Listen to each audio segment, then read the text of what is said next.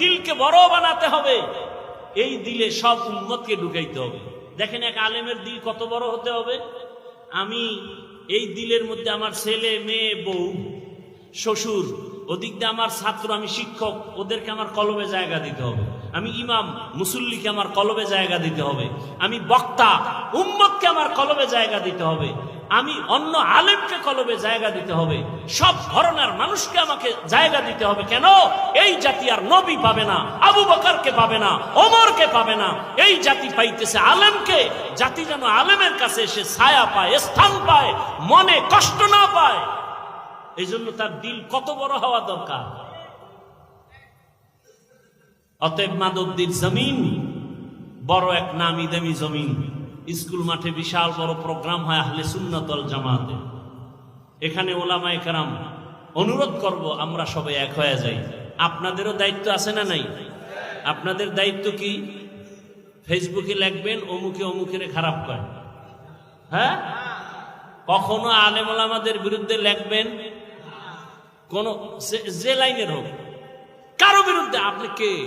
আপনি লেখার কে? আপনাকে অধিকার দিছে কে? এটাকে বলে অনাধিকার চর্চা করা। আপনি আলেমের বিরুদ্ধে লেখলে গুনাহ হবে, গুনাহ হবে, গুনাহ হবে। আপনার অধিকার নাই লেখা। আলেম যদি কোনো ভুল করে, এদেশে তার দেখার মতো মুরব্বী নাই, বাদ দেন, কেউ নাই, আল্লাহ নাই, এত টেনশন কেন? আপনাকে কে অধিকার দিয়েছে আলেমের বিরুদ্ধে কথা বলা? আপনার বংশ শুদ্ধ ধ্বংস হয়ে যাবে। হচ্ছে, দেখেন না? আলেমের সাথে বেয়াদবি করার কারণে ধ্বংস হয়ে গেছে, দেখেন না?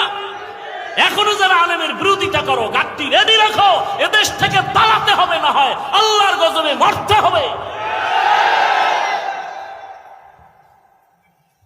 আলেমের সাথে বেয়াদবি রসুলের সাথে বেয়াদবির সমতুল্য। কারণ এই জাতি আর নবী পাবেন, আবু বকর পাবেন, ওমর ওসমান পাবেন। অতএব ওলামায়ে কেরাম মাথা, এই জাতির মাথার মুকুট, ওয়ারাসাতুল আম্বিয়া। আমাদেরও সতর্ক হয়ে চলতে হবে, আপনাদেরও সতর্ক অবস্থানে থাকতে হবে। যাই হোক, আলেমের বিরুদ্ধে লেখা যাবে না। বুঝাইতে পারছি?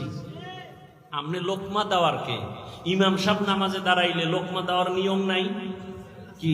ইমাম সাহেব ভুল কইরা জোরে মাইকে কেরাত ভুল কইরা ফেলাইছে, এখন রাস্তা দিয়া জানলা দিয়া বাইরে একজনে শুনে ফেলাইছে, জানালা দিয়া লোকমা দিলে হবে? বলেন হবে? ওটা লোকমা হবে না বেয়াদবি হবে? অতএব ওলামায়ে কেরামের ভুল ধইরা ফেসবুকে যারা লেখে এরা বেয়াদব। বলেন এরা কি? শুধু বেয়াদব না, নিকৃষ্ট বেয়াদব। শুধু বেয়াদব